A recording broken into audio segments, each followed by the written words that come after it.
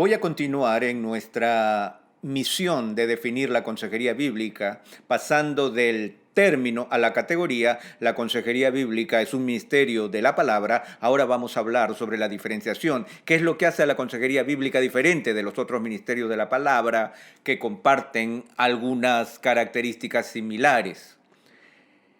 Veamos primero, la consejería bíblica es personal. Quiero decir que involucra un diálogo entre dos personas, quizás con más de dos, pero el punto es que se trata de un diálogo. David Paulison señala con propiedad que los ministerios de la palabra pueden ser divididos en tres. Imagínalo como un triángulo. Estos son los ministerios públicos de la palabra, los ministerios privados de la palabra y los ministerios personales de la palabra. Los ministerios públicos de la palabra son ejercitados en público, corporativamente. Piensa en la predicación o en la enseñanza. Estos son de manera típica los ministerios donde una persona prepara un mensaje o una lección particular que es divulgada en su mayor parte como un monólogo a un grupo reunido. Así que no es un diálogo, no hay mucha interacción unos con otros, aunque en la escuela dominical obviamente hay más interacción típicamente que lo que hay un sermón. Pero el punto es que hay algo que ha sido preparado para decir la palabra de Dios y entregado para la edificación del pueblo de Dios. Los ministerios públicos de la palabra son muy importantes. También hay ministerios privados de la palabra. Por privado, solo es una manera útil de pensar en la búsqueda privada de Dios por uno mismo. En la vida cristiana tenemos que estar quietos, en privado, delante de Dios, en oración. Jesús dijo que fuéramos a nuestros aposentos a orar en privado, a derramar nuestro corazón delante de Dios. Lo vemos continuamente en los salmos. Hay una interacción privada entre el santo redimido por Cristo Jesús y su Dios. Ese es uno de los atributos gloriosos de la doctrina cristiana, que no necesitamos de ningún intermediario excepto a Jesucristo. Tenemos acceso directo a Dios. Qué asombroso es eso. Los ministerios privados de la palabra también son muy importantes, pero también es muy importante los ministerios personales de la palabra.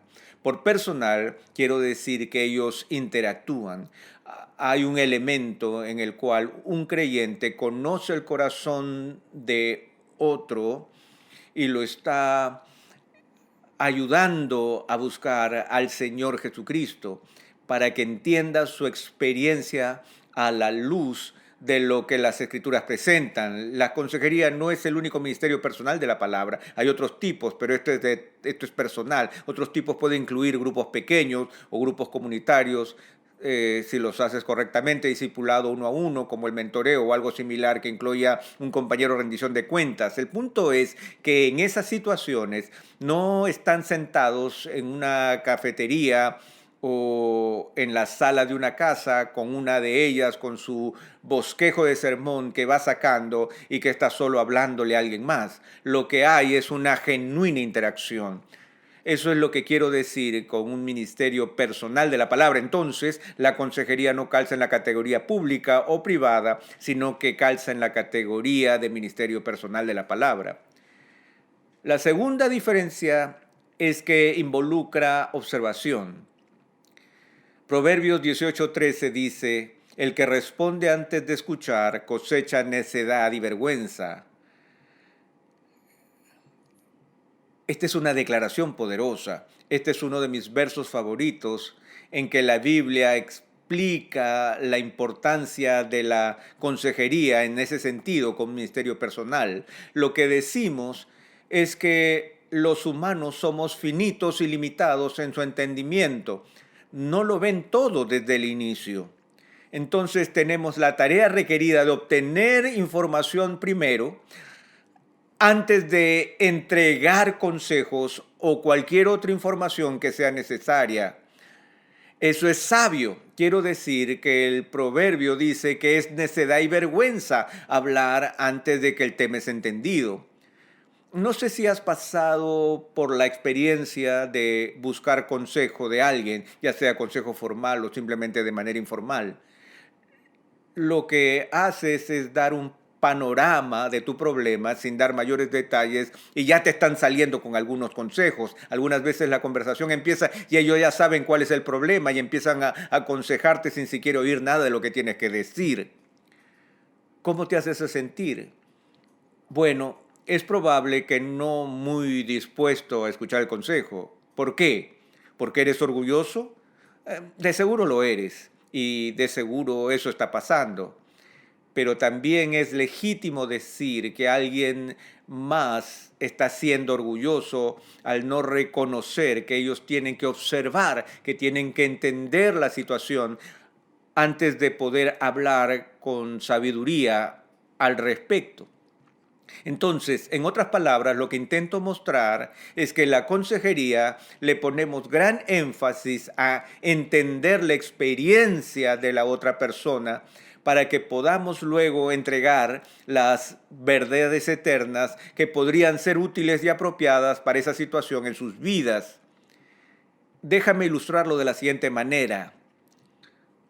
No todo el que busca consejo lo hace porque está deprimido o están deprimidos por las mismas razones.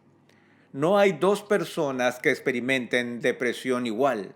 Por eso no podemos aparecer con unos cuantos versículos sobre la depresión, como si ya estuviéramos listos tan pronto como ellos dicen la palabra clave, depresión, boom, se torna en una clase de categoría en tu mente que hace que de una vez puedas entregar todos esos versículos. Ahora, hay versículos que son muy útiles para las experiencias depresivas que algunos experimentan, por lo que es algo bueno, pero quiero señalarte que la persona puede estar deprimida por una razón diferente a la B. Por lo tanto, el consejo y el trato que le des a la persona A sería inapropiado para la persona B y viceversa. Entonces, algunos están deprimidos porque al final, en el fondo de todo esto, ellos tienen un entendimiento complaciente de la vida. Carecen de lo que quieren de inmediato y por eso se les hace difícil ajustarse para ser felices en el mundo. Es posible que sus carreras no funcionen como ellos pensaban que lo harían, quizás no están en el equipo que querían, quizás hay algunas otras cosas en sus vidas que ellos no ven como ideales y en lugar de escoger ser agradecidos, en vez de confiar en un Dios invisible con las cosas que no les gustan, ellos tienden a abatirse. Y el abatimiento viene a ser el patrón que se manifiesta en la depresión.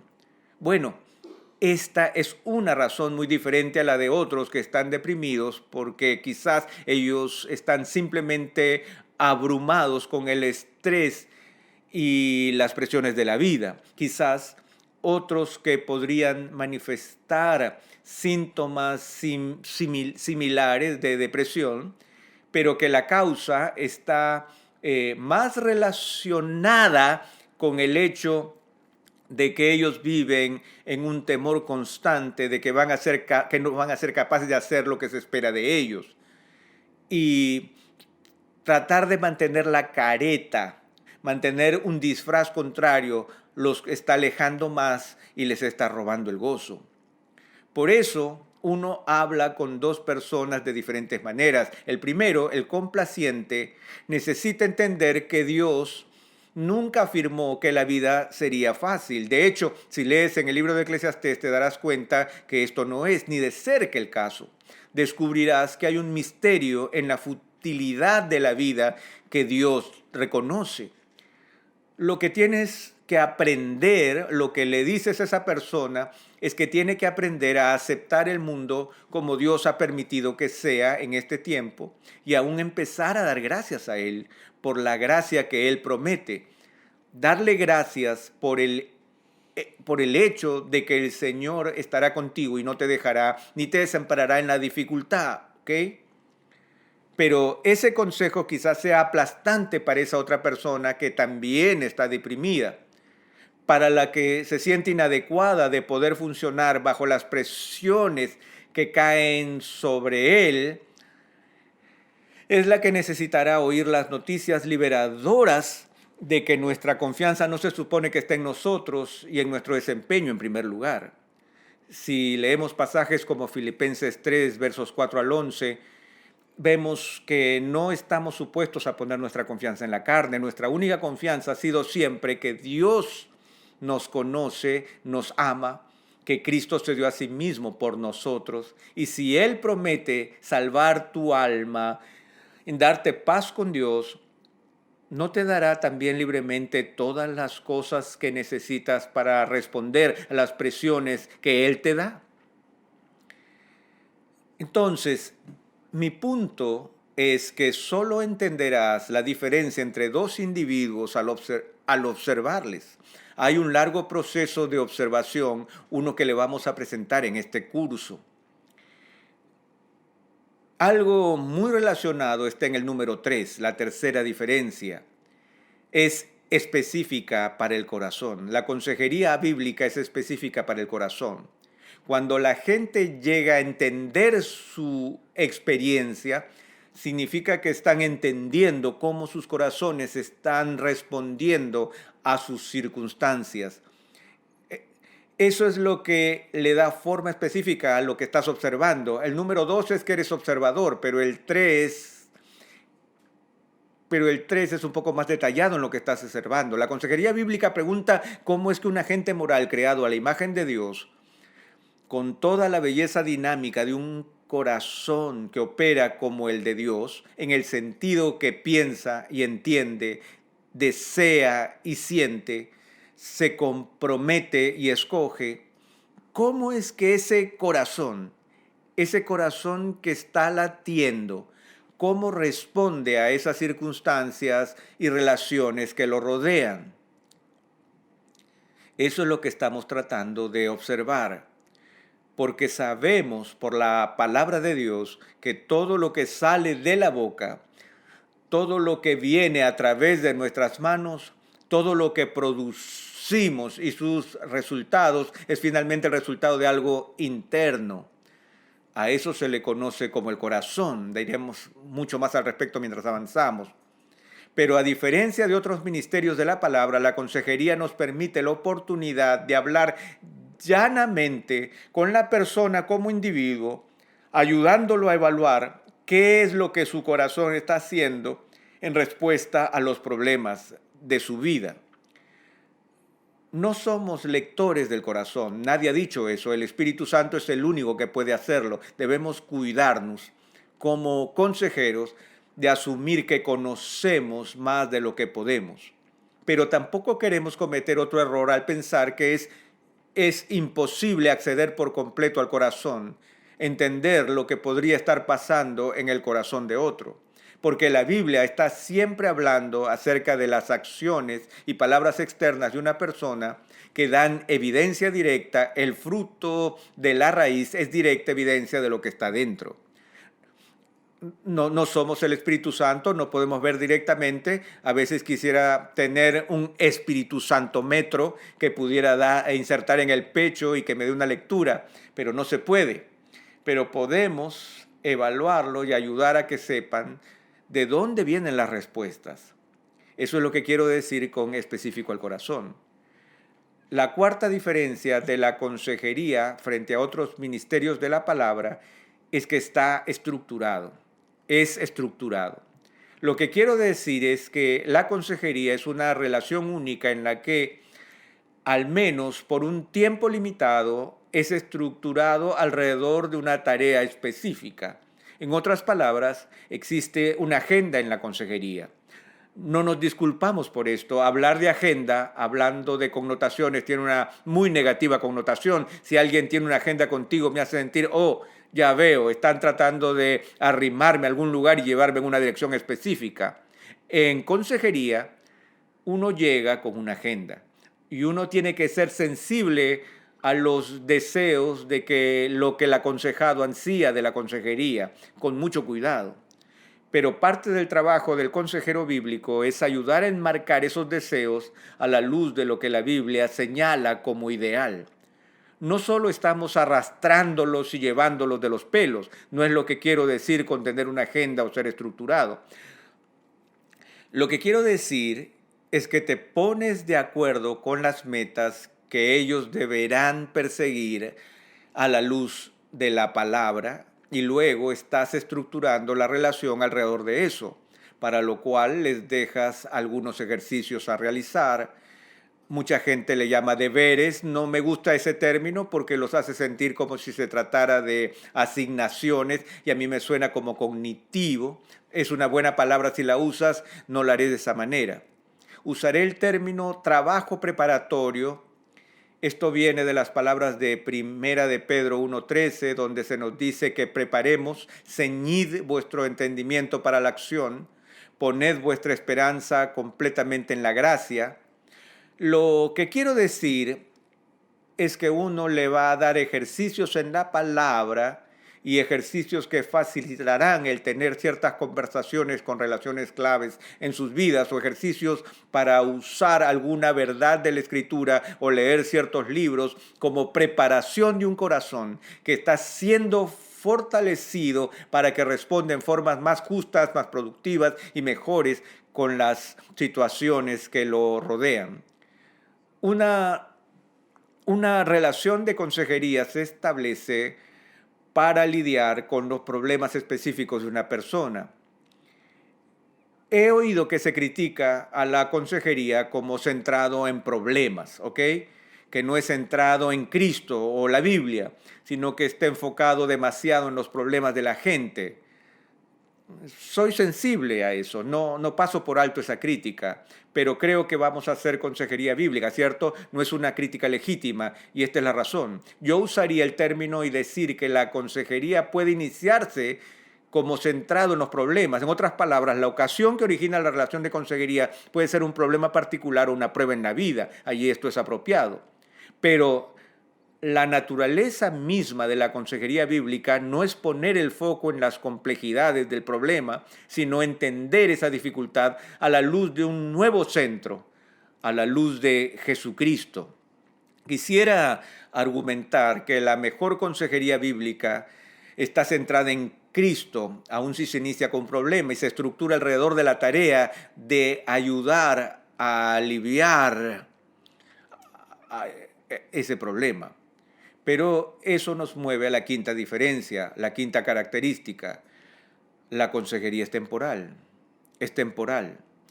Entonces, existe solo por un único periodo de tiempo, a diferencia de otros ministerios de la palabra. No puede existir un periodo en que no necesites la predicación de la palabra de Dios. No puede existir un tiempo cuando no necesites ser entrenado para extraer y estudiar la Biblia.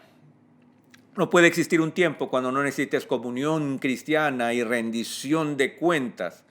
No puede existir un tiempo cuando no necesites esas cosas. Pero puede haber un tiempo cuando no necesitas consejería. Porque una vez más es estructurado alrededor de la tarea de ayudar a lidiar con problemas específicos en la vida y por lo tanto es temporal, porque espero que lo que está pasando es que estamos dando a la gente el equipamiento que necesitan para percibirse a sí mismos y sus respuestas a la luz de lo que dice la Biblia. Les daremos estrategias para que se sometan ellos mismos a la Escritura, buscando a Jesucristo y dándoles herramientas para que al menos respondan al problema. Nuestra meta no es necesariamente, y quiero ser muy claro, nuestra meta no es ni tampoco nuestra promesa es que vamos a resolver todos los problemas con los que las personas llegan. Hey, estás deprimido ahora mismo, yo voy a lograr que ya no estés deprimido. Hey, te estás haciendo daño y yo voy a lograr que ya no te hagas daño nunca más en la vida. Estás cayendo en pornografía, hey, después de 6 semanas conmigo, nunca más mirarás eso otra vez. Esa no es nuestra promesa. En vez de eso, nuestra promesa es algo mucho mejor. Es que miremos en la forma en que estás respondiendo y llevando alguno de esos problemas y miraremos a Jesucristo y cómo responder en fe. Y mientras respondes en fe a las dificultades y problemas y pruebas de la vida, sin duda habrá un efecto de alivio sobre ellos. Pero Dios está más preocupado en cómo nosotros, como sus hijos, como un cristiano que es su hijo, está respondiendo a las dificultades antes que quitarnos las dificultades. Por eso es que hace sentido que la consejería sea muy temporal. Es como si fuera la sala de operaciones, mientras que quizás los otros ministerios de la palabra son los médicos generales y las guías de salud con las que vivimos para mantener nuestros cuerpos saludables. Nadie quisiera visitar con regularidad la sala de operaciones o vivir en tal lugar, ¿cierto? El objetivo de un buen cirujano es regresar usando los mismos principios que el médico general usa para solucionar el problema, en tal forma aplicando la experiencia acerca del tema, solucionar los problemas de una forma con el fin de llevarlos a los médicos generales y los guías de salud una vez más. Entonces, todas estas diferencias nos llevan a una definición más formal de consejería bíblica. Se las voy a dar ahora mismo y estará en las notas que han recibido. La consejería bíblica es un ministerio de la palabra, por el cual los cristianos ayudan a otros a entender y cambiar la manera en que sus corazones están activamente respondiendo a Dios en medio de sus circunstancias, buscando a Cristo por ayuda en todo eso. Permítanme decir un poco más al respecto. Un consejero considera los pensamientos, creencias, deseos, sentimientos, decisiones y acciones con una intención redentiva vista en las Escrituras. Cuando las personas se relacionan correctamente con Cristo a través de la fe en su Evangelio, sus corazones son transformados poco a poco para relacionarse correctamente con los demás. Otras relaciones en sus vidas, con ellos mismos, sus propias percepciones y con las circunstancias que los rodean. Eso es muchísimo. Tenemos mucho que decir al respecto, pero espero que esto establece una visión general de lo que ha sido llamado como consejería bíblica.